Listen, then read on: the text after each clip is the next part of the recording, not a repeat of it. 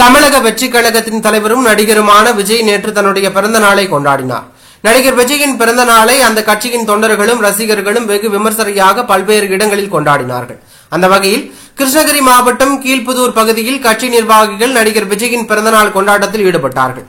அப்போது திடீரென தமிழக வெற்றிக் கழகத்தின் நிர்வாகிகளிடையே மோதல் ஏற்பட்டது.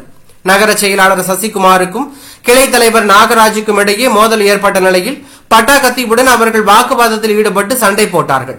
இந்த சம்பவத்தில் 6 பேர் படுகாயமடைந்தார்கள். இந்த நிலையில் அவர்கள் மருத்துவமனையில் சிகிச்சைக்காக அனுமதிக்கப்பட்டுள்ளார்கள். மேலும் இந்த சம்பவம் தொடர்பாக போலீசார் வழக்கு பதிவு செய்து விசாரணை மேற்கொண்டு வருவதாக தகவல் வெளியாகி அரசியல் வட்டாரத்தில் பரபரப்பையும் அதிர்ச்சியும் ஏற்படுத்தியுள்ளது.